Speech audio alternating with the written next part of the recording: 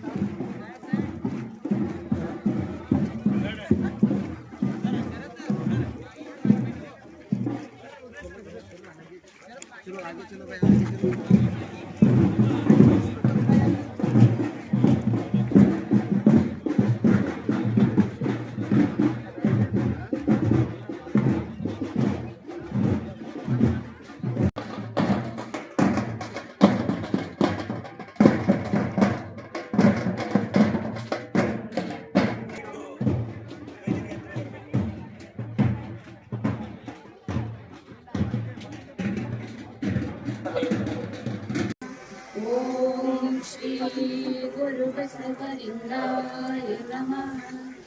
ಓಂ ಶ್ರೀ ಗುರು ಬಸವಲಿಂಗಾಯ ನಮಃ. ಓಂ ಶ್ರೀ ಗುರು ಬಸವಲಿಂಗಾಯ ನಮಃ. ಓಂ ಶ್ರೀ ಗುರು ಬಸವಲಿಂಗಾಯ ನಮಃ. ಓಂ ಶ್ರೀ ಗುರು ಬಸವಲಿಂಗಾಯ ನಮಃ.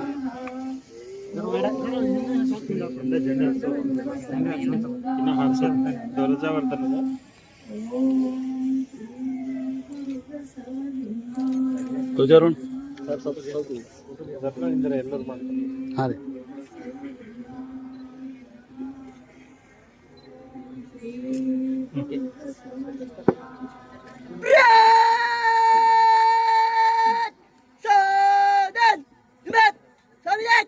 ಈಗ ಮಹಿಳೆಯರಿಂದ ತಟಸ್ಥಲ ಧ್ವಜಾರೋಹಣ. ಜೈ ಶಿವನ್, ಬಾಯ್ ಬಾಯ್ ತಟ್ಟಿಟ್ಟು, ಬಾಯ್ ಬಿ ಕಂಪನಿ, ಸಿವಿ ಬಾಯ್ ಬಾಯ್ ಕಿಸ್ಸೆ, 45 ಕೆಡೆಟ್, ಲಗಾ ಸಿಂಗ್ಲೆ, ಇದ್ರಾಪ್.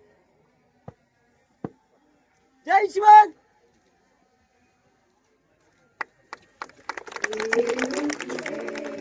ಹಾರುತ್ತಿದೆ ತಟಸ್ಥಲ ಧ್ವಜವು ಮೆರೆದಿದೆ ವಿಶ್ವ ಶ್ರೀವರನು.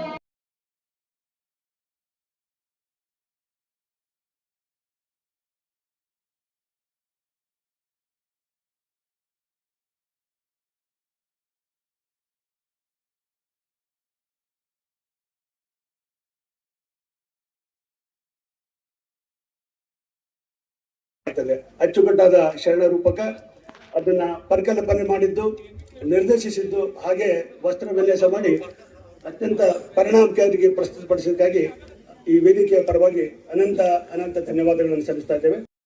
ಇವತ್ತು ಬಸವ ತತ್ವದ ಪರಿಪಾಲನೆ ಮಾಡಿಕೊಂಡು ಬಂದಂಥವರು, ಎಲ್ಲಾ ಸಮುದಾಯದ ಜನರ ಪ್ರೀತಿಗೆ ಪಾತ್ರರಾಗಿದ್ದಂಥವರು, ಎಂದಿಗೂ ಜಾತೀಯತೆ ಆಗಲಿ ಮತ್ತೊಂದಾಗಲಿ ಮಾಡಿದವರೆಲ್ಲ ಇಡೀ ಮನುಕುಲದ ಉದ್ಧಾರಕ್ಕಾಗಿ ಹೋರಾಟ ಮಾಡಿ ಸಂಘರ್ಷ ಮಾಡಿದಂಥವರು. ಅವರ ಜಯಂತ್ಯೋತ್ಸವ ನಾವೇನು ಇವತ್ತಿನಿಂದ ಆಚರಣೆ ಮಾಡ್ತಾ ಇಲ್ಲ. ಅವರು ಲಿಂಗೈಕ್ಯಕ್ಕಿಂತ ಪೂರ್ವದಲ್ಲಿನ ಹಿಂದೆ ಅಲ್ಲಿ ಇಲ್ಲಿ ನಡೀತಿತ್ತು, ನಮ್ಮ ಸಂಸ್ಥೆಯಲ್ಲೇ ಮಾಡಬೇಕು ಅಂತೇಳಿ ಹೇಳಿ ನಮ್ಮಲ್ಲಿ 1996ರಲ್ಲಿ ಅವರ ಶತಮಾನೋತ್ಸವ ಮಾಡಿದ ನಂತರ 97, 98, 99 ಅಲ್ಲಿನಿಂದ ನಿರಂತರವಾಗಿ ಈ ಒಂದು ಜಯಂತ್ಯೋತ್ಸವ ಕಾರ್ಯಕ್ರಮ ನಮ್ಮ ಸಂಸ್ಥೆ ವತಿಯಿಂದ ನಾವು ಆಚರಣೆ ಮಾಡ್ತಾ ಇದ್ದೀವಿ. ಮತ್ತು ಅದೇ ರೀತಿಯಲ್ಲಿ ಇವತ್ತಿನ ದಿವಸ ಅವ್ರದ್ದು ಉದ್ದೇಶ ಏನಿತ್ತು, ಘನ ಉದ್ದೇಶ, ಅದನ್ನು ಪೂರ್ತಿ ಮಾಡಲಿಕ್ಕೆ ಪ್ರಾಮಾಣಿಕವಾಗಿ ನಾವೆಲ್ಲರೂ ಪ್ರಯತ್ನ ಮಾಡೋಣ. ನಮ್ಮೆಲ್ಲ ವಿದ್ಯಾರ್ಥಿನಿಯರು ಎಲ್ಲರಿಗೆ ಅವರ ಆಶೀರ್ವಾದ ಸಿಗಲಿ. ಅವರ ಆಶೀರ್ವಾದದಿಂದ ಎಲ್ಲರಿಗೆ ಉತ್ತಮ ಅಂಕಗಳನ್ನು ಪಡೀರಿ, ಉತ್ತಮ ಸ್ಥಾನಕ್ಕೆ ಹೋಗ್ರಿ, ಒಳ್ಳೆಯ ಆರೋಗ್ಯ ನಿಮ್ಮೆಲ್ಲರಿಗೆ ಕೊಡಲಿ. ನೀವೆಲ್ಲ ಸತ್ಪ್ರಜೆಗಳಾಗಿ ನೀವೆಲ್ಲರೂ ನಿಮ್ಮ ವೈಯಕ್ತಿಕ ಜೀವನದಲ್ಲಿ ಯಶಸ್ಸು ಗಳಿಸಲಿ. ನಿಮ್ಮಲ್ಲೆಲ್ಲವೂ ಇದೆ, ಆತ್ಮವಿಶ್ವಾಸ ಬೇಕು. ಆತ್ಮವಿಶ್ವಾಸ ಪರ್ವತವನ್ನು ಚಲಿಸುವಂತೆ ಮಾಡ್ತದೆ ಅಂತ ಹೇಳ್ತಾರೆ. ನಿನ್ನ ಹತ್ರ ಎಳ್ಳಷ್ಟು ಆತ್ಮವಿಶ್ವಾಸ ಇದ್ರೆ ಅಸಂಭವವಾದಂಥದ್ದು ಯಾವುದೂ ಇಲ್ಲ. ಹೀಗಾಗಿ ಆತ್ಮವಿಶ್ವಾಸವನ್ನು ಇಟ್ಕೊಂಡು ಒಳ್ಳೆಯ ಅಧ್ಯಯನ ವಿದ್ಯಾಭ್ಯಾಸ ಮಾಡಿ ಇವತ್ತಿನ ಈ ಸ್ಪರ್ಧಾತ್ಮಕ ಯುಗದಲ್ಲಿ ಬಹಳ ಬದಲಾವಣೆ ಇದೆ, ನೋಡ್ತಾ ಇದ್ದೀರಿ. ಈಗ ನಾವೆಲ್ಲ ಆರ್ಟಿಫಿಷಿಯಲ್ ಇಂಟೆಲಿಜೆನ್ಸ್ ನೋಡ್ತಾ ಇದ್ದೀವಿ. ಅಂದ್ರೆ 10 ಜನರು 100 ಜನರದು 1000 ಜನರದು 10,000 ಜನ ಕೆಲಸ ನಿಮ್ಮ ಆರ್ಟಿಫಿಷಿಯಲ್ ಇಂಟೆಲಿಜೆನ್ಸ್ ಕುಂತಲ್ಲೇ ಎಲ್ಲ ಲೆಕ್ಕ ಪಕ್ಕ ಎಲ್ಲ ಬಂದ್ಬಿಡ್ತಾವೆ. ಇವತ್ತು ಏನು ಕೃತಕ ಬುದ್ಧಿಮತ್ತೆ ಅಂತ ಹೇಳ್ತೀವಿ, ರೋಬೋಟ್ಸ್ ಬಂದಿದೆ. ಹೀಗಾಗಿ ಇದರಲ್ಲಿ ಸ್ಪರ್ಧೆ ಬಹಳ ಇರ್ತದೆ. ಈ ಸ್ಪರ್ಧೆಯಲ್ಲಿ ನೀವು ಹೊಸದಾಗಿ ಏನು ಇವತ್ತು ಆಧುನಿಕ ತಂತ್ರಜ್ಞಾನ ಬಂದಿದೆ ಅದನ್ನು ಅಳವಡಿಸ್ಕೊಳ್ಳಿ. ನಮ್ಮ ಸಂಸ್ಥೆ ವತಿಯಿಂದನೂ ನಮ್ಮ ಕಡೆಯಿಂದ ಎಷ್ಟು ಸಾಧ್ಯ ಆಗ್ತದೆ ಎಲ್ಲ ಸೌಲಭ್ಯ ಕೊಡಲಿಕ್ಕೆ ಪ್ರಯತ್ನ ನಾವು ಮಾಡ್ತಾ ಇದ್ದೇವೆ. ಮತ್ತು ಪೂಜ್ಯ ಅಪ್ಪಗಳವರ ಏನೊಂದು ಅವರ ಸದಾಶಯ ಇತ್ತು, ಪೂರ್ತಿಗೊಳಿಸಲಿಕ್ಕೆ ನಾವೆಲ್ಲರೂ ಪ್ರಯತ್ನ ಮಾಡೋಣ. ಮತ್ತು ಯೋಗ ಅನ್ಬೋದು. ಈಗ ನಾನು ಮತ್ತೆ ಸಚಿವನಾಗಿ ಅರಣ್ಯ ಪರಿಸರ ಜೀವಿಶಾಸ್ತ್ರ ಸಚಿವನಾಗಿದ್ದೇನೆ. ಪ್ರಕೃತಿ ಪರಿಸರ ಸಂರಕ್ಷಣೆ ಮಾಡೋದು ನಮ್ಮೆಲ್ಲರ ಗುರಿಯಾಗಿದೆ. ನಾನು ಬಂದ ಮೇಲೆ ಬೀದರ್ ಜಿಲ್ಲೆಯಲ್ಲಿ 40 ಲಕ್ಷ ಸಸಿ ಹಾಕಿದ್ದೇನೆ, ಮರ ಬೆಳೆಸುತ್ತೇವೆ. ಇಲ್ಲಿ ಎಲ್ಲ ಕಡೆ ಮರಗಳ ಬಗ್ಗೆ, ಗಿಡಗಳ ಬಗ್ಗೆ. ಬಾಲ್ಕಿಯಲ್ಲಿ ಬೀದರ್ನಲ್ಲಿ ಒಂದು ಪರಿಸರ ಪ್ರವಾಸೋದ್ಯಮ ಒಂದು ಇವತ್ತು ನಮ್ಮಲ್ಲಿ ಟೂರಿಸಂ ಅಂದರೆ ಟ್ರೆಕ್ ಮಾಡ್ತಾ ಇದ್ದೇವೆ ಹೊನ್ನಿಕೇರಿಯಲ್ಲಿ. ಮತ್ತು ಒಂದು ಹೆವೇರಿ ಪಾರ್ಕ್ ಮಾಡಲಿಕ್ಕೆ ಒಂದು 12 ಕೋಟಿ, ಇದಕ್ಕೆ ಒಂದು 15 ಕೋಟಿ ರೂಪಾಯಿ ಹೈದರಾಬಾದ್ನವ್ರು ಬಂದರು. ಇವತ್ತು ಅಲ್ಲಿ ಬಂದು ಒಂದು ಒತ್ತಡದಲ್ಲಿ ಸ್ವಲ್ಪ ಅವರಿಗೆ ಬಿಡುವಾಗಿದ್ದಂಗೆ ಒತ್ತಡ ಕಡಿಮೆ ಆಗುವಂಥ ರೀತಿಯಲ್ಲಿ ಒಳ್ಳೆಯ ರೀತಿಯಿಂದ ಅದನ್ನು ಅಭಿವೃದ್ಧಿ ಮಾಡ್ತಾ ಇದ್ದೇವೆ. ದೇವದೇವ ವನನೂ ಅಭಿವೃದ್ಧಿ ಮಾಡ್ತಾ ಇದ್ದೇವೆ. ಬಾಲ್ಕಿಯಲ್ಲೂ ರೋಡ್ ಸೈಡಿನ ಹೆಚ್ಚಿನ ಒಂದು ಮರಗಳು ಗಿಡಗಳು ಪ್ರತಿಯೊಬ್ಬರು ಬೆಳೆಸ್ಬೇಕು, ಮಕ್ಕಳು ಬೆಳೆಸ್ಬೇಕು. ಹಸಿರೇ ಉಸಿರು ಅಂತ ಹೇಳಿದ್ರೆ ಅಷ್ಟೇ ಅಲ್ಲ. ಇವತ್ತು ಕಾಡು ಬೆಳೆಸಿ ನಾಡು ಉಳಿಸಿ ಅಂತ ಹೇಳ್ತೀವಿ, ಆದರೆ ಪ್ರತಿಯೊಬ್ಬರು ನಿಮ್ಮ ಮನೆ ಮುಂದಿದ್ದಂಥ ಮರ ಪಾಲನೆ ಪೋಷಣೆ ಮಾಡಬೇಕು, ನೀರು ಹಾಕಬೇಕು, ಅದಕ್ಕೆ ಬೆಳೆಸಬೇಕು. ಪೂಜ್ಯ ಪಟ್ಟದೇವರು ನಾನು ನೋಡಿದ್ದೇನೆ ನಮ್ಮ ಮನೆಯಲ್ಲಿದ್ದಾಗ. ಹಿಂದೆ ಹೋಗಿ ಅವರು ಆ ಗಿಡಗಳಿಗೆ ನೀರು ಹಾಕುವಂಥದ್ದು, ಆ ಗಿಡಗಳದ್ದು ಭಾಳ ಅವರಿಗೆ ಆಸಕ್ತಿ ಇತ್ತು. ಹೀಗಾಗಿ ಪ್ರಕೃತಿ ಪರಿಸರ ವನ್ಯಜೀವಿಗಳು ಸಂರಕ್ಷಣೆ ಮಾಡುವಂಥದ್ದು, ಉಳಿಸುವಂಥದ್ದು ಮುಂದಿನ ಪೀಳಿಗೆ ನಾವು ಯಾರು ಶಾಶ್ವತರಿದ್ದೀವ? ಯಾರು ಶಾಶ್ವತರಿಲ್ಲ. ಇವತ್ತು ನಾವು ಆಲೋಚನೆ ಮಾಡಬೇಕಾಗ್ತದೆ. ಯಾರು ಬಡವರಾಗೇ ಹೋಗ್ತಾರೆ, ಶ್ರೀಮಂತರು ಬಡವರಾಗೇ ಹೋಗ್ತಾರೆ. ಯಾರು ಶ್ರೀಮಂತಿಗೆ ತಗೊಂಡು ಹೋಗಲ್ಲ, ಹೋಗ್ತಾರೆ ತಗೊಂಡು ಯಾರು ಹೋಗೋದಿಲ್ಲ. ಅದಕ್ಕೆ ಇವತ್ತು ಇದ್ದದ್ದನ್ನು ಒಳ್ಳೆ ರೀತಿಯಿಂದ ಉಪಯೋಗ ಮಾಡ್ಕೋಬೇಕಾಗ್ತದೆ. ಆ ನಿಟ್ಟಿನಲ್ಲಿ ನಾವೆಲ್ಲರೂ ಕಾರ್ಯೋನ್ಮುಖರಾಗೋಣ ಅನ್ನುವಂಥ ಒಂದು ಮಾತನ್ನು ಹೇಳಿ, ಈ ಜಿಲ್ಲೆಯ ಉಸ್ತುವಾರಿ ಮಂತ್ರಿಯಾಗಿ ರೈತರಿರ್ಬೋದು, ಕಾರ್ಮಿಕರಿರ್ಬೋದು, ಉದ್ಯೋಗ ಸೃಷ್ಟಿ ಮಾಡೋದಿರ್ಬೋದು, ಶಿಕ್ಷಣಕ್ಕೆ ಆರೋಗ್ಯಕ್ಕೆ ಹೆಚ್ಚಿನ ಒತ್ತು ಕೊಟ್ಟು ಇದನ್ನು ಅಭಿವೃದ್ಧಿಪಡಿಸುವಂಥ ಒಂದು ಕೆಲಸ ನಾವೆಲ್ಲರೂ ಸೇರಿ ಮಾಡೋಣ ಅನ್ನುವಂಥ ಒಂದು ಮಾತನ್ನು ಹೇಳಿ, ಮತ್ತೊಮ್ಮೆ ಉದ್ದದ್ದು ಹೇಳಿದ್ನೇನೋ ಅಂತ ಅನಿಸ್ತದೆ, ಗೊತ್ತಿಲ್ಲ. ಸಾಗರ್ ಯಾವಾಗಲೂ ಶಾರ್ಟ್ ಆಗಿ ಮಾತಾಡು ಅಂತ ಹೇಳ್ತಾರೆ. ಅದು ನಮ್ಗೆ ರೂಢಿ ಆಗಿಬಿಟ್ಟಿದೆ. ಹೀಗಾಗಿ ಒಂದು ಸ್ವಲ್ಪ ಹೇಳಿಬಿಟ್ರೆ ಅದು ಪೂರ್ತಿ ಹೇಳಬೇಕು ಅಂತ ಅನಿಸ್ತದೆ.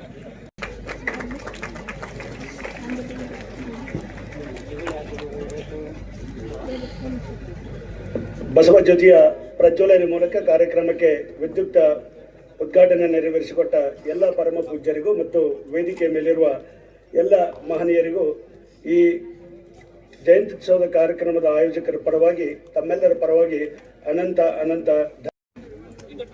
ಶಾಂತಿವರ್ಧಕ ಶಿಕ್ಷಣ ಸಂಸ್ಥೆಯ ಸಂಸ್ಥಾಪಕರು ಆದ ಪರಮಪೂಜ್ಯ ಲಿಂಗೈಕ್ಯ ಚನ್ನಬಸವ ಪಟ್ಟದೇವರ 136ನೇ ಜಯಂತ್ಯೋತ್ಸವ ಕಾರ್ಯಕ್ರಮ.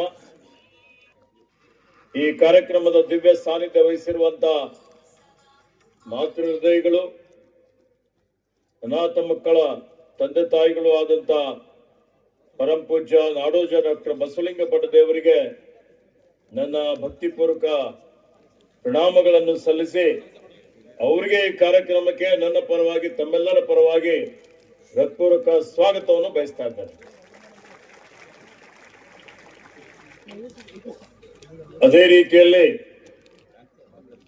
ಬೋಲೆ ಸ್ವಭಾವದ ಸ್ವಾಮೀಜಿಗಳಂದೇ ಪ್ರಖ್ಯಾತಿ ಪಡೆದಂತ, ಇಡೀ ದೇಶದಾದ್ಯಂತ ಬಸವ ತತ್ವ ಪ್ರಚಾರ ಪ್ರಸಾರಕ್ಕಾಗಿ ಸಾವಿರಾರು ಕಿಲೋಮೀಟರ್ ಪಾದಯಾತ್ರೆ ಮಾಡಿದಂತ ನಮ್ಮ ಹುಲ್ಸೂರು ಸಂಸ್ಥಾನ ಮಠದ ಪೀಠಾಧಿಪತಿಗಳಾದ ಪರಮಪೂಜ್ಯ ಶಿವಾನಂದ ಮಹಾಸ್ವಾಮಿಗಳವರಿಗೂ ನನ್ನ ಪ್ರಣಾಮಗಳನ್ನು ಸಲ್ಲಿಸಿ ಅವರಿಗೆ ಹೃತ್ಪೂರ್ವಕ ಸ್ವಾಗತವನ್ನು ಬಯಸ್ತಾ ಇದ್ದೇನೆ. ಅದೇ ರೀತಿಯಲ್ಲಿ ಇವತ್ತು ರೈತರ ಬಗ್ಗೆ ಅತ್ಯಂತ ಕಳಕಳಿ ಇಟ್ಟುಕೊಂಡು ಏನು ಪ್ರಗತಿಪರ ರೈತರ ಖುದ್ದಾಗಿ ಆ ಒಂದು ವ್ಯವಸಾಯ ಮಾಡಿ ಎಲ್ಲರಿಗೂ ಮಾದರಿ ಆಗಿರುವಂತಹ ಆತ್ಮೀಯರಾದ ಪರಮಪೂಜ್ಯ ರಾಜೇಶ್ವರ ಶಿವಾಚಾರ್ಯ ಅವರಿಗೂ, ಹಾಗೆ ಹಿರೇಮಠ ಸಂಸ್ಥಾನದ ಪೀಠಾಧಿಪತಿಗಳಾದ ಪರಮಪೂಜ್ಯ ಗುರುಬಸವ ಪಟ್ಟದೇವರಿಗೂ, ಬಸವ ಯೋಗಾಶ್ರಮ ಕೌಟಾಬೀದ ಪೀಠಾಧಿಪತಿಗಳಾದ ಪರಮಪೂಜ್ಯ ಸಿದ್ದರಾಮ ಶರಣರು ಬೆಲ್ದಾಡ್ರವರಿಗೂ, ಪೂಜ್ಯ ಡಾಕ್ಟರ್ ರಾಜಶೇಖರ್ ಶಿವಾಚಾರ್ಯ ಅವರಿಗೂ ನನ್ನ ಪ್ರಣಾಮಗಳನ್ನು ಸಲ್ಲಿಸಿ ಅವರಿಗೆ ಹೃತ್ಪೂರ್ವಕ ಸ್ವಾಗತವನ್ನು ಬಯಸ್ತಾ ಇದ್ದೇನೆ.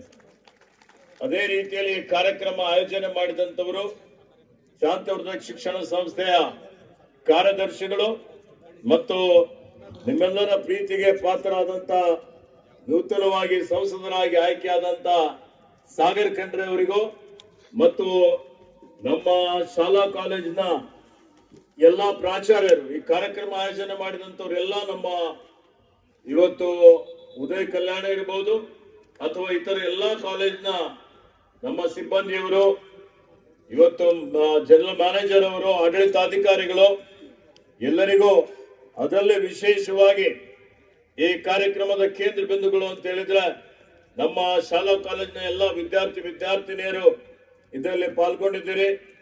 ನಮ್ಮ ಸಂಸ್ಥೆಯಲ್ಲಿ ಇವತ್ತೇನು ನಿವೃತ್ತರಾದಂತ ಎಲ್ಲ ಸಿಬ್ಬಂದಿಯವರಿಗೂ ಅವರಿಗೆ ಸನ್ಮಾನ ಕಾರ್ಯಕ್ರಮ ಇದೆ. ಮತ್ತೆ ಈ ಶಾಲಾ ಕಾಲೇಜಿನಲ್ಲಿ ಹೆಚ್ಚಿನ ಅಂಕಗಳನ್ನು ಪಡೆದಂತ ಏನ್ ಪ್ರತಿಭಾವಂತ ವಿದ್ಯಾರ್ಥಿಗಳಿದ್ದೀರಿ ಅವರೆಲ್ಲರಿಗೆ, ಅವರ ಪಾಲಕರಿಗೆ ಮತ್ತೆ ನಮ್ಮೆಲ್ಲ ಬೆಂಬಲಿಗರು, ಲಿಂಗೈಕ್ಯ ಡಾಕ್ಟರ್ ಚನ್ನಬಸವ ಪಟ್ಟದೇವರು ಇವತ್ತೇನು ನಾವೆಲ್ಲ ಭಾಗ್ಯವಂತರು ಅಂತ ಹೇಳ್ಬೋದು. ಅಂತ ಒಬ್ಬ ಪುಣ್ಯ ಪುರುಷರು ಈ ಒಂದು ಪುಣ್ಯ ಭೂಮಿಯಲ್ಲಿ ಹುಟ್ಟಿದ್ದೆ ನಮ್ಮೆಲ್ಲರ ಸೌಭಾಗ್ಯ. ಯಾಕೆಂದ್ರೆ ಇವತ್ತು ಅವರು ನಾವ್ಯಾರು ದೇವರಿಗೆ ನೋಡಿಲ್ಲ, ಆದರೆ ದೇವರಂತ ಮನುಷ್ಯರಿಗೆ ನೋಡಿದ್ದೇವೆ, ಸಾಕ್ಷಾತ್ ಚಲಿಸುವಂತ ದೇವರನ್ನೇ ನೋಡಿದ್ದೇವೆ. ಅವ್ರು ಯಾರಪ್ಪ ಅಂತ ಹೇಳಿದ್ರೆ ಕರುಣಾಮಯಿ, ಇವತ್ತು ಏನು ಕಾಯಕ ಯೋಗಿಗಳು ಪರಮಪೂಜ್ಯ ಡಾಕ್ಟರ್ ಲಿಂಗೈಕ್ಯ ಅವರೇನು ಅವರ ಕಾರ್ಯಕಾಲದಲ್ಲಿ ಇವತ್ತು ಯಾವ ರೀತಿಯಲ್ಲಿ ಈ ಜಿಲ್ಲೆ, ಈ ಭಾಗದ ಮನುಕುಲಕ್ಕೆ ಏನೊಂದು ಸಂದೇಶವನ್ನು ಕೊಟ್ಟಿದ್ದಾರೆ. ಇವತ್ತು ಅವರು ಇಲ್ಲಿ ಕನ್ನಡಕ್ಕಾಗಿ ಹೋರಾಟ ಮಾಡಿ ಕನ್ನಡದ ಗುರುಗಳಂತ ಎನಿಸಿಕೊಂಡು ಈ ಭಾಗದಲ್ಲಿ ಯಾವುದೇ ರೀತಿಯ ಶಾಲಾ ಕಾಲೇಜುಗಳು ಇರಲಿಲ್ಲ. ಅಂದಿನ ದಿನಮಾನಗಳಲ್ಲಿ ಇವತ್ತು ಕನ್ನಡ ಶಾಲೆ ತೆರಲಿಕ್ಕೆ ಪರವಾನಗಿನೂ ಇರಲಿಲ್ಲ. ಹೊರಗಡೆ ಉರ್ದು ಬೋರ್ಡ್ ಹಾಕಿ ಕನ್ನಡ ಶಾಲೆ ಪ್ರಾರಂಭ ಮಾಡಿ ವಿಶ್ವಗುರು ಬಸವಣ್ಣನವರು 12ನೇ ಶತಮಾನದಲ್ಲಿ ಏನೊಂದು ಸಮಾಜ ಧಾರ್ಮಿಕ ಕ್ರಾಂತಿಯನ್ನು ಮಾಡಿದ್ರು. ಆ ವಚನ ಸಾಹಿತ್ಯ ಇಡೀ ಜಗತ್ತಿಗೆ ಮಾದರಿಯಾದಂಥದ್ದು. ಆ ವಚನ ಸಾಹಿತ್ಯ ಜನಸಾಮಾನ್ಯರಿಗೆ ಆಡುವ ಭಾಷೆಯಲ್ಲಿ ಅವ್ರಿಗೆ ತಿಳಿಬೇಕು ಅಂದ್ರೆ ಮಾತೃ ಭಾಷೆ ಕನ್ನಡ ಉಳಿಬೇಕು ಅಂತ ಹೇಳಿ ಇವತ್ತು ಅವರು ಕನ್ನಡ ಶಾಲೆ ಪ್ರಾರಂಭ ಮಾಡಿ ಇವತ್ತೇನು ಕನ್ನಡವನ್ನು ಉಳಿಸಿದ್ದಾರೆ, ಬೆಳೆಸಿದ್ದಾರೆ. ಅದಕ್ಕಾಗಿ ಅವ್ರಿಗೆ ಎಷ್ಟೇ ನಾವು ನಮನಗಳನ್ನು ಸಲ್ಲಿಸಿದ್ರು ಕಡಿಮೆನೇ ಇದೆ ಅನ್ನುವಂತ ಮಾತನ್ನು ಹೇಳಲಿಕ್ಕೆ ಬಯಸ್ತಾ ಇದ್ದೇನೆ. ಅದೇ ರೀತಿಯಲ್ಲಿ ಅವರೇನು ಇವತ್ತಿನ ದಿವಸ ನಮ್ಗೆ ಆದರ್ಶಗಳನ್ನು ಕೊಟ್ಟಿದ್ದಾರೆ, ಯಾವ ರೀತಿಯಲ್ಲಿ ಅವರು ನಡೆದುಕೊಂಡಿದ್ದಾರೆ, ಬಸವ ತತ್ವದ ಪ್ರಚಾರ ಪ್ರಸಾರ ಅಂದ್ರೆ ಏನು ಹೇಳ್ತದೆ ಅಪ್ಪ ಬಸವ ತತ್ವ? ಜಾತಿ ರಹಿತವಾದಂತಹ ಸಮುದಾಯ ಸಮಾಜ ನಿರ್ಮಾಣ ಮಾಡಬೇಕು ಅಂತ ಹೇಳಿ, ಎಲ್ಲಿ ಶೋಷಣೆ ಇರಬಾರ್ದು, ಅನ್ಯಾಯ ಇರಬಾರ್ದು, ಎಲ್ಲಿ ಇವತ್ತು ಮಹಿಳೆಯರಿಗೆ ಪುರುಷರಿಗೆ ಸಮಾನತೆ ಕೊಡುವಂಥದ್ದು, ಅಸ್ಪೃಶ್ಯತೆ ವಿರುದ್ಧ ಹೋರಾಟ ಆಗ್ತದೆ, ಕಂದಾಚಾರದ ವಿರುದ್ಧ ಹೋರಾಟ ಆಗ್ತದೆ, ಮೌಢ್ಯತೆ ವಿರುದ್ಧ ಹೋರಾಟ ಆಗ್ತದೆ. ಹೀಗಾಗಿ ಎಲ್ಲಾ ಸಮುದಾಯದ ಜನರಿಗೆ ಇವತ್ತು ಎಲ್ಲರಿಗೂ ಪ್ರಾತಿನಿಧ್ಯವನ್ನು ಕೊಟ್ಟು ನಾವೆಲ್ಲರೂ ಒಂದೇ ಅನ್ನುವಂಥದ್ದು, ಮನುಷ್ಯ ಕುಲ ಎಲ್ಲ ಒಂದೇ ಅನ್ನುವಂಥದ್ದು, ಮಾನವೀಯತೆ ನೈತಿಕ ಮೌಲ್ಯಗಳನ್ನು ಬೆಳೆಸಿಕೊಳ್ಳಬೇಕು ಅನ್ನುವಂಥದ್ದು ಅದೇ ಬಸವ ತತ್ವ ಹೇಳ್ತದೆ. ಇವತ್ತು ನೋಡಿ ಏನ್ ನೂತನವಾಗಿ ಅನುಭವ ಮಂಟಪ ನಿರ್ಮಾಣ ಆಗ್ತಾ ಇದೆ. ಆ ಅನುಭವ ಮಂಟಪದಲ್ಲಿ ಏನ್ ವಿಶ್ವಗುರು ಬಸವಣ್ಣವರಿದ್ದಾಗ 770 ಅಮರಗಳಂಗಳಂದ್ರೆ 770 ಶರಣರು ವಿವಿಧ ವೃತ್ತಿ ಮಾಡುವಂತವ್ರು, ಆ ಎಲ್ಲಾ ವೃತ್ತಿ ಮಾಡುವಂತವರಿಗೆ ಒಂದೇ ವೇದಿಕೆ ಮೇಲೆ ತಂದು ಆ ಅನುಭವ ಮಂಟಪದಲ್ಲಿ ಚರ್ಚೆ ಮಾಡಿ ಅನಿಷ್ಟಗಳನ್ನು ಯಾವ ರೀತಿಯಲ್ಲಿ ನಿವಾರಣೆ ಮಾಡಬೇಕು, ಸುಂದರ ಭವ್ಯವಾದಂತಹ ಸಮಾಜ ನಿರ್ಮಾಣ ಮಾಡಬೇಕು ಅನ್ನುವಂತ ಚಿಂತನೆ ನಡೀತಾ ಇತ್ತು. ಅಂತ ಅನುಭವ ಮಂಟಪ ಇವತ್ತು ನೂತನವಾಗಿ ಕಟ್ಟಬೇಕು ಅನ್ನುವಂಥದ್ದು ಲಿಂಗೈಕ್ಯ ಚನ್ನಬಸವ ಪಟ್ಟದೇವರ ಕನಸಿತ್ತು. ಇವತ್ತು ಈ ಜಿಲ್ಲೆಯಲ್ಲೂ ಇದೇ ಬಸವ ಕಲ್ಯಾಣದಲ್ಲಿ ಅನುಭವ ಮಂಟಪ ಕಟ್ಟಬೇಕು ಅಂತ 1955ರಿಂದ ಇವತ್ತು ಪ್ರಯತ್ನಗಳಾಗ್ತವೆ, ಆದ್ರೆ ಅದು ಕಾರ್ಯಗತ ಆಗೋದಿಲ್ಲ. ಹಿಂದಿನ ದಿನಮಾನಗಳಲ್ಲಿ ಇವತ್ತು ಮೈಸೂರು ರಾಜರು ಅವರು ಬಂದು ಇವತ್ತು ಶಂಕುಸ್ಥಾಪನೆ ಮಾಡ್ತಾರೆ, ಮುಂದೆ ಹೋಗಲ್ಲ. ಹಿಂದೆ ಇದ್ದಂತ ಮಾಜಿ ಮುಖ್ಯಮಂತ್ರಿಗಳಾದಂತ ಬಿಡಿ ಜತ್ತಿಯವರು ಅವರು ಪ್ರಾರಂಭ ಮಾಡ್ತಾರೆ, ಅದು ಕಾರ್ಯಗತ ಆಗೋದಿಲ್ಲ. ಅದಾದ ಮೇಲೆ ಇವತ್ತೆಲ್ಲ ಪೂಜ್ಯ ಗುರುಗಳು ಸೇರಿಕೊಂಡು ಲಿಂಗೈಕ್ಯ ಚನ್ನಬಸವ ಪಟ್ಟದೇವರು ಮಾತ್ರ ಮಾಡಲಿಕ್ಕೆ ಸಾಧ್ಯ ಇದೆ ಅಂತೇಳಿ ಹೇಳಿ ಅವರ ಹೆಗಲ ಮೇಲೆ ಇದೊಂದು ದೊಡ್ಡ ಜವಾಬ್ದಾರಿ ಕೊಡ್ತಾರೆ. ಪೂಜ್ಯ ಪಟ್ಟದೇವರು ಇಲ್ಲಿಂದ ಪಾದಯಾತ್ರೆ ಮಾಡಿ ಅವರ ಅತ್ಯಂತ ಪ್ರೀತಿಗೆ ಪಾತ್ರರಾದಂತಹ ಶಿಷ್ಯರಾದಂತಹ ಭೀಮಣ್ಣ ಖಂಡ್ರೆಯವರು ಅವರ ಸಂಗಡಿಗರ ಕೂಡಿಕೊಂಡು ಬಹಳಷ್ಟು ಪ್ರಯತ್ನ ಮಾಡಿ ಶ್ರಮ ಮಾಡಿ ಈ ಅನುಭವ ಮಂಟಪ ನಿರ್ಮಾಣ ಮಾಡಬೇಕು ಅಂತೇಳಿ 1981ರಲ್ಲಿ ಇವತ್ತು ಪಾಠ್ಯ ದಿವಸಲೇ ಆಗ್ಬೇಕು ಅಂತೇಳಿ ರಾತ್ರಿ ಹಗಲ ಇವತ್ತು ತಲೆ ಮೇಲೆ ಇವತ್ತು ಕಂಕರು ಎಲ್ಲ ಹೊತ್ತು ಅದಕ್ಕೆ ರಾತ್ರಿ 12 ಗಂಟೆ ಆದ್ರೂ ಕೂಲಿ ಕಾರ್ಮಿಕರು ಇವತ್ತು ಸಿಗದೆ ಇದ್ದಂತ ವಾಪಸ್ ಹೋಗಿದಂತ ಸಂದರ್ಭದಲ್ಲಿ ಖುದ್ದಾಗಿ ಇವತ್ತು ಆ ಲಿಂಗಾಕಾರದ ಏನು ನೂತನವಾಗಿ ಅನುಭವ ಮಂಟಪ ಅಲ್ಲಿ ನಿರ್ಮಾಣ ಆಗಿದೆ, ಅದಕ್ಕೆ ಯಾರಾದ್ರೂ ಅದಕ್ಕೆ ಪ್ರಮುಖವಾಗಿ ಅದು ಮಾಡಿದ್ದಂಥವ್ರು ಅದು ಶ್ರೇಯಸ್ಸು ಯಾರಿಗಾದ್ರೂ ಸಲ್ತದೆ ಅಂತ ಹೇಳಿದ್ರೆ ಲಿಂಗೈಕ್ಯ ಚನ್ನಬಸವ ಪಟ್ಟದೇವರಿಗೆ ಭೀಮಣ್ಣ ಖಂಡ್ರೆಯವರಿಗೆ ಸಲ್ತದೆ. ಹಾಗೆ ಆತ್ಮೀಯ ಬಂಧುಗಳೇ, ಪೂಜಾ ಲಿಂಗೈಕ್ಯ ಚನ್ನಬಸವ ಪಟ್ಟದೇವರು ಯಾವ ಕೆಲಸ ಹಿಡಿದ್ರು ಅದನ್ನು ಪೂರ್ತಿಗೊಳಿಸುವಂತವ್ರು, ಅತ್ಯಂತ ಇವತ್ತು ಅವರು ಚಾರಿತ್ರ್ಯವಂತರು, ಯಾರೇ ಒಂದು ಬಟ್ಟು ತೋರಿಸಲಿಕ್ಕೆ ಸಾಧ್ಯ ಆಗೋದಿಲ್ಲ. ಹೀಗಾಗಿ ಅವರು ನಮ್ಮೆಲ್ಲರಿಗೆ ದೇವರ ಸಮಾನರಾಗಿದ್ದಾರೆ. ನನಗಿಂತ ಕಿರಿಯರಿಲ್ಲ, ಶಿವಭಕ್ತರಿಗಿಂತ ಹಿರಿಯರಿಲ್ಲ ಅಂತೇಳಿ ಹೇಳಿ ಇವತ್ತು ಅದನ್ನು ಅಕ್ಷರಶಃ ತಮ್ಮ ಜೀವನದಲ್ಲಿ ಅಳವಡಿಸಿಕೊಂಡು ಎಲ್ಲಕ್ಕಿಂತ ಶ್ರೇಷ್ಠರಾದಂಥವ್ರು ಯಾರಾದ್ರೂ ಇದ್ರೆ ಅದು ಲಿಂಗೈಕ್ಯ ಚನ್ನಬಸವ ಪಟ್ಟದೇವರು ಅಂತ ಹೇಳ್ಬೋದು. ಇದು ನೋಡಿ ಮಾತಿನ ಸದ್ದು ಬಹಳ ದೂರ ಕೇಳಿಸ್ತದೆ. ಇವತ್ತು ಮಾತಿನ ಸದ್ದು ದೂರ ಕೇಳಿಸ್ತದೆ, ಕೆಲಸದ ಸದ್ದು ಇನ್ನು ಹೆಚ್ಚು ದೂರ ಕೇಳಿಸ್ತದೆ. ಮಾತಿನ ಸದ್ದು ಅಳಿಸಿ ಹೋಗ್ಬಹುದು, ಆದರೆ ಕೆಲಸದ ಸದ್ದು ಅಚ್ಚಳಿಯದೆ ಉಳಿತದೆ. ಲಿಂಗೈಕ್ಯ ಚನ್ನಬಸವ ಪಟ್ಟದೇವರು ಮಾತಿನ ಸ್ವಾಮಿಗಳಾಗಿರ್ಲಿಲ್ಲ, ಕೆಲಸದ ಸ್ವಾಮಿಗಳಾಗಿರ್ಲಿಲ್ಲ. ಅವ್ರು ಮಾಡಿದ್ದಂತ ಕಾರ್ಯ ಏನಿದೆ ಅದು ಅಚ್ಚಳಿಯದೆ ನಮ್ಮ ನಿಮ್ಮ ಮಧ್ಯದಲ್ಲಿ ಇದೆ ಅನ್ನುವಂತ ಮಾತನ್ನು ಇಲ್ಲಿ ನಾನು ಹೇಳಿಕೆ ಬಯಸ್ತಾ ಇದ್ದೀನಿ. ಇದಕ್ಕೆ ಆತ್ಮೀಯ ಬಂಧುಗಳೇ, ಅವ್ರು ಯಾವ ರೀತಿಯಲ್ಲಿ ನೋಡಿ ಅಂದಿನ ದಿನಮಾನಗಳಲ್ಲಿ ಇವತ್ತು ನಾವು ಸರ್ಕಾರದಲ್ಲಿದ್ದೇವೆ, ನಾನೇ ಉಸ್ತುವಾರಿ ಮಂತ್ರಿ ಆಗಿದ್ದೇನೆ, ದಿನ ಒಂದು ಶಾಲೆ ತೆಗಿತಾ ಇದ್ದೇವೆ, ಪ್ರೌಢಶಾಲೆ ತೆಗಿತಾ ಇದ್ದೇವೆ, KPS ಶಾಲೆ ತೆಗಿತಾ ಇದ್ದೇವೆ, ಸರ್ಕಾರದ ವತಿಯಿಂದ ಕಾಲೇಜ್ಗಳು ಮಾಡಿದ್ದೇವೆ, ಪದವಿ ಕಾಲೇಜ್ ಮಾಡಿದ್ದೇವೆ, ಇಂಜಿನಿಯರಿಂಗ್ ಕಾಲೇಜ್ ಸರ್ಕಾರದ ವತಿಯಿಂದ ಮಾಡಿದ್ದೇವೆ, ITIಗಳು ಮಾಡ್ತಾ ಇದ್ದೇವೆ, ವೈದ್ಯಕೀಯ ವಿಜ್ಞಾನ ಸಂಸ್ಥೆ ಪ್ರಾರಂಭ ಮಾಡಿದ್ದೇವೆ. ಅವತ್ತೇನಿತ್ತು, ಅವತ್ತು ಸ್ವಾತಂತ್ರ್ಯ ಬಂದ ನಂತರ ಸರ್ಕಾರದಲ್ಲಿ ಆರ್ಥಿಕ ಶಕ್ತಿ ಇರಲಿಲ್ಲ. ಅಂತ ಸಂದರ್ಭದಲ್ಲಿ ಇವತ್ತೆಲ್ಲರೂ ಹೇಳ್ಬೋದು, ಆದರೆ ಅವತ್ತು ಯಾವುದೇ ವ್ಯಾಪಾರೀಕರಣದ ವಿಚಾರ ಮಾಡದೆ ನಮ್ಮ ಮಕ್ಕಳ ಅಭಿವೃದ್ಧಿ ಆಗಬೇಕು, ಸರ್ವಾಂಗೀಣ ಅಭಿವೃದ್ಧಿ ಆಗಬೇಕು ಅಂತ ಹೇಳಿದ್ರೆ ಶಿಕ್ಷಣದಿಂದಲೇ ಮಾತ್ರ ಸಾಧ್ಯ ಅಂತ ಹೇಳಿ ಅರಿತುಕೊಂಡು 1936ರಲ್ಲಿ ಇವತ್ತು ಮೋರ್ಗಿಯಲ್ಲಿ ಒಂದು ಶಾಲೆ ಪ್ರಾರಂಭ ಮಾಡ್ತಾರೆ. ಆ ಮೋರ್ಗಿಯಲ್ಲಿ ಬರ ಬಂತು, ಮತ್ತೊಂದು ಬಂತು ಅಂತೇಳಿ ಖೇಡ್ ಸಂಗಮಕ್ಕೆ ಸ್ಥಳಾಂತರ ಮಾಡ್ತಾರೆ. ಅಲ್ಲಿಂದ ಮತ್ತೆ ಲಾತೂರ್, ಸೋಲಾಪುರ್ ಕಡೆ ಎಲ್ಲ ಆಗಿ ಕೊನೆಗೆ 1955ರಲ್ಲಿ ಇವತ್ತು ಕಮಲ್ ನಗರದಲ್ಲಿ ಶಾಲೆ ಪ್ರಾರಂಭ ಮಾಡ್ತಾರೆ. ಬಹಳ ಕಷ್ಟ ಅವತ್ತು ಮುಷ್ಟಿ ಫಂಡ್ ಮಾಡಿ, ದೇಣಿಗೆ ಸಂಗ್ರಹಣೆ ಮಾಡಿ, ಶಿಕ್ಷಕರಿಗೆ ಸಂಬಳ ಕೊಟ್ಟು ಪ್ರಾರಂಭ ಮಾಡುವಂಥದ್ದು. ಅದಾದ ಮೇಲೆ 63ರಲ್ಲಿ 62ರಲ್ಲಿ ಅವರ ಅತ್ಯಂತ ಪ್ರೀತಿಗೆ ಪಾತ್ರರಾದಂಥ ಮಾನ್ಯ ಭೀಮಣ್ಣ ಖಂಡ್ರೆ ಅವರ ಮತ್ತು ಪೂಜ್ಯ ಚನ್ನಬಸವ ಪಟ್ಟದೇವರ ಸಂಬಂಧ ಅಂದ್ರೆ ಒಂದೇ ನಾಣ್ಯದ ಎರಡು ಮುಖಗಳು, ಎರಡು ದೇಹಗಳಿದ್ರು ಆತ್ಮ ಒಂದೇ ಅನ್ನುವಂಥ ರೀತಿಯಲ್ಲಿ ಅವರು ಒಂದು ಸಂಬಂಧ ಇತ್ತು ಅಂತ ಹೇಳಿ ನಾನಿಲ್ಲಿ ಹೇಳಿಕೆ ಬಯಸ್ತಾ ಇದ್ದೀನಿ.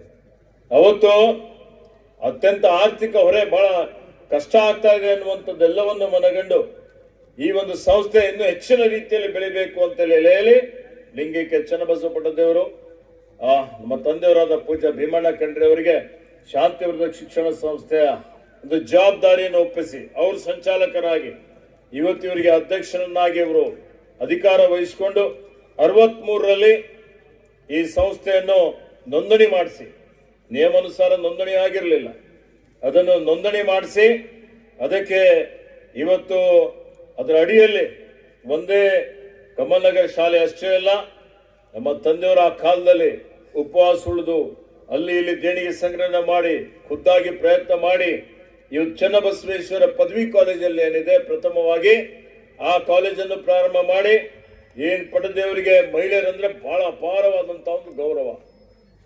ಹೀಗಾಗಿ ಯಾವ ರೀತಿಯಲ್ಲಿ ಬಸವಣ್ಣವರ ಕಾಲದಲ್ಲಿ ಮಹಿಳೆ ಮಹಾದೇವಿ ಅಂತ ಹೇಳಿ ಪ್ರಥಮ ಬಾರಿಗೆ ಮಹಿಳೆಯರಿಗೆ ಸ್ವಾತಂತ್ರ್ಯವನ್ನು ಕೊಟ್ಟಂತವರು, ಅದೇ ಒಂದು ರೀತಿಯಲ್ಲಿ ಲಿಂಗೈಕ್ಯ ಚನ್ನಬಸವ ಪಟ್ಟದೇವರು ಸಹಿತ ಇಲ್ಲಿ ಮಹಿಳೆಯರು ಸಾಕ್ಷರರಾಗಬೇಕು, ಒಬ್ಬ ಮಹಿಳೆ ಸಾಕ್ಷರಳಾದರೆ ಇವತ್ತು ಇಡೀ ಒಂದು ಕುಟುಂಬ ಸುಶಿಕ್ಷಿತರಾಗಿದ್ದ ಹಾಗೆ ಅನ್ನುವಂತ ಮಾತನ್ನು ಅವತ್ತಿನ ದಿವಸ, ಇವತ್ತು ನಾವೆಲ್ಲ ಕಾಯ್ದೆ ಮಾಡಿದ್ದೇವೆ, ಕಾನೂನು ಮಾಡಿದ್ದೇವೆ, ಅವತ್ತೇನಿತ್ತು? ಏನು ಇರಲಿಲ್ಲ. ಅವತ್ತು ಆಲೋಚನೆಯನ್ನು ಮಾಡಿ ಅವರು ಇವತ್ತು ಮಹಿಳಾ ಶಾಲಾ ಕಾಲೇಜುಗಳನ್ನು ಪ್ರಾರಂಭ ಮಾಡಬೇಕು ಅಂತ ಹೇಳಿ ಬಾಲ್ಕಿಯಲ್ಲಿ ಒಂದು ಕನ್ಯಾ ಪ್ರೌಢಶಾಲೆ, ಕನ್ಯಾ ಅಕ್ಕಮಹಾದೇವಿ ಪದವಿ ಪೂರ್ವ ಶಾಲೆ, ಬೀದರ್ನಲ್ಲಿ ಒಂದು ಕನ್ಯಾ ಅಕ್ಕಮಹಾದೇವಿ ಪ್ರೌಢಶಾಲೆ, ಅಕ್ಕಮಹಾದೇವಿ ಮಹಿಳಾ ಮಹಾವಿದ್ಯಾಲಯನೇ ಯಾರು ನೋಡ್ತಿರ್ಲಿಲ್ಲ. ಅಂದಿನ ದಿನಮಾನಗಳಲ್ಲಿ ಸರ್ಕಾರ ಕಡೆಯಿಂದ ಇದ್ದಿದ್ದು ಒಂದೇ, ಆದರೆ ಇಲ್ಲಿ ಶಾಂತಿವರ್ಧಕ ಶಿಕ್ಷಣ ಸಂಸ್ಥೆ ಅಡಿಯಲ್ಲಿ ಮೂರು ಮಹಾವಿದ್ಯಾಲಯಗಳು, ಚನ್ನಬಸವೇಶ್ವರ ಮಹಾವಿದ್ಯಾಲಯ, ಅಲ್ಲಿ ಇವತ್ತಿನ ದಿವಸ SS ಡಿಗ್ರಿ ಮಹಾವಿದ್ಯಾಲಯ ಕಮಲ್ ನಗರ್, ಅಕ್ಕಮಹಾದೇವಿ ಮಹಾವಿದ್ಯಾಲಯ ಇವತ್ತು ಬೀದರ್. ಹೀಗಾಗಿ ಅಂದರೆ ಬುನಾದಿ ಶಿಕ್ಷಣದ ಮಕ್ಕಳಿಗೆ ಕೊಡಬೇಕು ಅನ್ನುವಂಥ ದೃಷ್ಟಿಯಿಂದ ಇವತ್ತು ಪೂಜ್ಯರ ಆಶೀರ್ವಾದ, ಭೀಮಣ್ಣ ಖಂಡ್ರೆ ಅವರ ಶ್ರಮ, ಅವ್ರ ಜೊತೆಲಿ ಇರುವಂಥ ಎಲ್ಲ ಜನರ ಜೊತೆಲಿ ಸೇರಿ ಆ ಒಂದು ಶಾಲಾ ಕಾಲೇಜುಗಳನ್ನು ಪ್ರಾರಂಭ ಮಾಡಿ ಬರ್ತಾ ITI, B.Ed ಇನ್ನಿತರ ಶಾಲಾ ಕಾಲೇಜುಗಳನ್ನು ಪ್ರಾರಂಭ ಮಾಡಿ 82ರಲ್ಲಿ ಸಚಿವರಾಗಬಹುದಾಗಿತ್ತು ಮಾನ್ಯ ಭೀಮಣ್ಣ ಖಂಡ್ರೆ ಅವರು. ಆದರೆ ಈ ಭಾಗದಲ್ಲಿ ತಾಂತ್ರಿಕ ಶಿಕ್ಷಣ ಕೊಡಬೇಕು ಅಂತ ಹೇಳಿ ಗುಂಡೂರಾವ್ ದಿವಂಗತ ಮುಖ್ಯಮಂತ್ರಿ ಇದ್ದಂತಹ ಸಂದರ್ಭದಲ್ಲಿ ಬಾಲ್ಕಿಗೆ ಕರೆಸಿ ಮಾತನಾಡಿ ಇವತ್ತು ಏನ್ ಬೇಕು ಕೇಳ್ರಿ ಅಂದ್ರೆ ಈ ಬಾಲ್ಕಿಯಲ್ಲಿ ಒಂದು ತಾಂತ್ರಿಕ ಮಹಾವಿದ್ಯಾಲಯ ಮಂಜೂರಿ ಮಾಡಿ ಅಂತ ಹೇಳಿ ಭೀಮಣ್ಣ ಖಂಡ್ರೆ ತಾಂತ್ರಿಕ ಮಹಾವಿದ್ಯಾಲಯ ಈಗ ಬರ್ತಾ ಇದೆ. ಸುಮಾರು 15,000 ವಿದ್ಯಾರ್ಥಿಗಳು ಇಲ್ಲಿ ಇಂಜಿನಿಯರ್ ಆಗಿ ಇವತ್ತು ದೇಶ ವಿದೇಶಗಳಲ್ಲಿ ದೊಡ್ಡ ದೊಡ್ಡ ಸ್ಥಾನದಲ್ಲಿದ್ದಾರೆ. ರಾಜ್ಯ ಕಟ್ಟುವಂಥದ್ದು, ಸಮಾಜ ಕಟ್ಟುವಂತ ಕೆಲಸ ಮಾಡ್ತಾ ಇದ್ದಾರೆ. ಅದಕ್ಕೆಲ್ಲ ಕಾರಣಕರ್ತರು ಅಂತ ಹೇಳಿದ್ರೆ ಇವತ್ತು ನನ್ನ ಭೀಮಣ್ಣ ಖಂಡ್ರೆ ಅವರು ಇಲ್ಲಿ ಇಂಜಿನಿಯರಿಂಗ್ ಕಾಲೇಜ್ ಪ್ರಾರಂಭ ಮಾಡಬೇಕು ಅಂತ ಹೇಳಿ ಸ್ಟಾರ್ಟ್ ಮಾಡಿಬೇಕಾಗಿದೆ. ನಾವೆಲ್ಲ ನೋಡ್ತಾ ಇದ್ದೇವೆ. ಅದಕ್ಕೆ ಆತ್ಮೀಯ ಬಂಧುಗಳೇ, ಅವರೆಲ್ಲ ಪೂಜ್ಯ ಚನ್ನಬಸವ ಪಟ್ಟದೇವರ ಏನೇನು ಕನಸುಗಳಿದ್ದು, ಸಂಕಲ್ಪ ಇದ್ದು ಅವೆಲ್ಲವನ್ನೂ ಚಾಚಿ ತಪ್ಪದೆ ಅದಕ್ಕೆ ಇವತ್ತು ಜಾರಿ ಕೊಡುವಂಥದ್ದು. ಈ ಒಂದು ಕಾಲೇಜ್ ನಲ್ಲಿ 1996ರಲ್ಲಿ ಆಡಳಿತ ಕಟ್ಟಡದ ಒಂದು ಉದ್ಘಾಟನೆ ಸಮಯದಲ್ಲಿ ಪೂಜ್ಯ ಚನ್ನಬಸವ ದೇವರ ಶತಮಾನೋತ್ಸವ ಮಾಡಬೇಕು ಅಂತ ಆಯ್ತು. ಆ ಶತಮಾನೋತ್ಸವ ಮಾಡುವಂತಹ ಸಂದರ್ಭದಲ್ಲಿ ಬಹಳಷ್ಟು ರಾಜಕೀಯ ಬೆಳವಣಿಗೆಗಳಾಗಿ ಅಂದಿನ ಪ್ರಧಾನಮಂತ್ರಿಗಳು ಬರುವರಿದ್ರು. ಪ್ರಧಾನಮಂತ್ರಿಗಳ ಒಂದು ಕಾರ್ಯಕ್ರಮ ರಾಜಕೀಯ ಉದ್ದೇಶಕ್ಕಾಗಿ ಬೇರೆ ಪಕ್ಷದವರು ಅಂತ ಕ್ಯಾನ್ಸಲ್ ಆಯ್ತು. ಕ್ಯಾನ್ಸಲ್ ಆಗಿದ್ದಂತಹ ಸಂದರ್ಭದಲ್ಲಿ ರಾಷ್ಟ್ರಪತಿಗಳಿಗೆ ಕರ್ಕೊಂಡು ಬರಬೇಕು ಅಂತ ಹೇಳಿ ಅವರಿಗೆ ಅತ್ಯಂತ ಪ್ರೀತಿ ಸ್ನೇಹಿತರಾದಂಥ ರಾಮಚಂದ್ರ ವೀರಪ್ಪನವರು, ಅವರು ಸ್ವಾತಂತ್ರ್ಯ ಸೇನಾನಿಗಳು, ಅವರಿಗೆ ಜೊತೆಯಲ್ಲಿ ಹೋಗಿ ಶಂಕರ್ ದಯಾಳ್ ಶರ್ಮಾರ್ ಅವರಿಗೆ 7 ದಿವಸದಲ್ಲಿ ಕರ್ಕೊಂಡು ಬಂದು ಈ ಕಟ್ಟಡ ಆಗುವವರೆಗೆ 6 ತಿಂಗಳವರೆಗೆ ಶ್ರೀ ಭೀಮಣ್ಣ ಖಂಡ್ರೆಯವರು ಚನ್ನಬಸವ ಪಟ್ಟದೇವರ ಶತಮಾನೋತ್ಸವ ಕಾರ್ಯಕ್ರಮ ಆಗುವವರೆಗೆ ಊಟ ಮಾಡೋದಿಲ್ಲ ಅಂತೇಳಿ ಹೇಳಿ ಉಪವಾಸ ಉಳಿದು ಈ ಕಟ್ಟಡವನ್ನು ಪ್ರಾರಂಭ ಮಾಡಿದಂಥದ್ದು ಪೂಜ್ಯ ಚನ್ನಬಸವ ಪಟ್ಟದೇವರ ಶತಮಾನೋತ್ಸವ. ಇವತ್ತು ಅದು ರಾಷ್ಟ್ರಪತಿ ಶಂಕರ್ ದಯಾಳ್ ಶರ್ಮಾರ್ ಅವರ ಕೈಲೇ ಆಗ್ಬೇಕು ಅಂತೇಳಿ ಅದನ್ನು ಕಾರ್ಯಗತ ಮಾಡಿದಂತಹ ಕೀರ್ತಿ ಪೂಜ್ಯ ಬಸವಲಿಂಗ ಪೂಜ್ಯ ಭೀಮಣ್ಣ ಖಂಡ್ರೆಯವರಿಗೆ ಸಲ್ತದೆ ಅನ್ನುವಂಥ ಮಾತನ್ನು ಹೇಳಿಕೆ ಬಯಸ್ತಾ ಇದ್ದೇನೆ. ಹೀಗಾಗಿ ಲಿಂಗಕ್ಕೆ ಚನ್ನಬಸವ ಪಟ್ಟದೇವರು ಅವರು ಯಾವುದೇ ಅವರು 1990ರಲ್ಲಿ ಲಿಂಗೈಕ್ಯರಾಗಿಂತ ಪೂರ್ವದಲ್ಲೂ ಅವರ ಒಂದು ತೋಳ್ತೆಕ್ಕೆಯಲ್ಲಿ ಅವರು ಬಸವಲಿಂಗ ಪಟ್ಟದೇವರು ಇಬ್ಬರು ಇದ್ದಂಥ ಸಂದರ್ಭದಲ್ಲಿನೇ ಇವತ್ತು ಅವರು ಲಿಂಗೈಕ್ಯರಾದರೂ ಇವತ್ತು ಭೌತಿಕವಾಗಿ ನಮ್ಮ ಮಧ್ಯದಲ್ಲಿ ಇರದೇ ಇದ್ರು. ಅವರ ಕೆಲಸ ಕಾರ್ಯಗಳು, ಅವರ ಸೇವೆ, ಅವ್ರದ್ದು ಆಶೀರ್ವಾದ ಎಲ್ಲ ನಿಮ್ಮ ಮೇಲೆ ಇದೆ. ವಿದ್ಯಾರ್ಥಿಗಳೆಲ್ಲ ಸೇರಿದ್ದೀರಿ. ಅವ್ರದ್ದೆಲ್ಲ ಏನ್ ಕನ್ಸಪ್ಪ ಪೂಜ್ಯ ಪಟ್ಟದೇವ್ರದ್ದು ಮತ್ತು ಭೀಮಣ್ಣ ಖಂಡ್ರೆಯವ್ರದ್ದು ಅಂತ ಹೇಳಿದ್ರೆ, ಈ ಭಾಗದ ಮಕ್ಕಳು ಸುಸಂಸ್ಕೃತರಾಗಬೇಕು, ಅವರಲ್ಲಿ ಸಂಸ್ಕಾರಯುತವಾದಂತಹ ಶಿಕ್ಷಣ ಸಿಗಬೇಕು, ಜಾತಿ ರಹಿತವಾಗಿ ಅವರು ಬೆಳಿಬೇಕು, ಸ್ವಾವಲಂಬಿ ಸ್ವಾಭಿಮಾನಿಗಳಾಗಬೇಕು, ಉನ್ನತ ಮಟ್ಟಕ್ಕೆ ಹೋಗಬೇಕು ಅನ್ನುವಂಥದ್ದು. ಹೀಗಾಗಿ ಈ ಸಂಸ್ಥೆ ಉದ್ದೇಶ ವ್ಯಾಪಾರೀಕರಣ ಮಾಡಿ ಹಣ ಸಂಗ್ರಹಣೆ ಮಾಡೋದಲ್ಲ, ಬಡವರಿಗೆ ಕಡಿಮೆ ಫೀಸ್ ತಗೊಂಡು ಅವರಿಗೆ ಪ್ರವೇಶ ಕೊಟ್ಟು ಅವರಿಗೆ ಗುಣಾತ್ಮಕ ಶಿಕ್ಷಣ ಕೊಟ್ಟು ಉತ್ತಮ ನಾಗರಿಕರನ್ನಾಗಿ ಮಾಡುವಂತ ಒಂದು ಜವಾಬ್ದಾರಿ ಈ ಶಿಕ್ಷಣ ಸಂಸ್ಥೆ ಮೇಲೆ ಇದೆ ಅನ್ನುವಂಥ ಮಾತನ್ನು ಮತ್ತೊಮ್ಮೆ ಬಹಳ ಸ್ಪಷ್ಟವಾಗಿ ನಾನು ತಮ್ಮೆಲ್ಲರಿಗೆ ಹೇಳಲಿಕ್ಕೆ ಬಯಸ್ತಾ ಇದ್ದೀನಿ. ಆತ್ಮೀಯ ಬಂಧುಗಳೇ, ಸುಮಾರು ಸಾವಿರಾರು ವಿದ್ಯಾರ್ಥಿಗಳು ಈ ಸಂಸ್ಥೆಯಲ್ಲಿ ವಿದ್ಯಾಭ್ಯಾಸ ಮಾಡಿ ದೊಡ್ಡ ದೊಡ್ಡ ಸ್ಥಾನದಲ್ಲಿದ್ದಾರೆ, ದೊಡ್ಡ ಮಟ್ಟದಲ್ಲಿ ಬೆಳೆದಿದ್ದಾರೆ. ಇವತ್ತು ಬಹಳ ಹೆಮ್ಮೆ ಅನ್ನಿಸ್ತದೆ ಅವರಿಗೆ ನೋಡಿದರೆ. ಇವತ್ತು ನಿಮ್ಮ ಮೇಲೇನು ನಮ್ಮ ಶಾಲಾ ಕಾಲೇಜಿನ ಏನು ಆಡಳಿತಾಧಿಕಾರಿಗಳಿದ್ದೀರಿ, ಪ್ರಾಧ್ಯಾಪಕರಿದ್ದೀರಿ, ಸಿಬ್ಬಂದಿ ವರ್ಗದವರಿದ್ದೀರಿ ಮತ್ತು ಮಕ್ಕಳಿದ್ದೀರಿ. ನಮ್ಮ ಮಕ್ಕಳಿಗೆ ನಾವು ಒಳ್ಳೆ ರೀತಿಯಿಂದ ಬೆಳೆಸುವಂಥದ್ದು. ಯಾವ ರೀತಿಯಲ್ಲಿ ಬೆಳಿಬೇಕಪ್ಪ, ನೀವೆಲ್ಲ ಬಹಳ ಪ್ರತಿಭಾವಂತರಿದ್ದೀರಿ, ಬಹಳ ದೊಡ್ಡ ಮಟ್ಟದಲ್ಲಿ ನಿಮ್ಗೆ ಆ ಭಗವಂತನ ಮೆದುಳನ್ನು ಕೊಟ್ಟಿದ್ದಾನೆ. ಇಂಜಿನಿಯರ್, ಡಾಕ್ಟರ್, ವಿಜ್ಞಾನಿಗಳೆಲ್ಲ ಆಗ್ತಾ ಇದ್ದೀರಿ.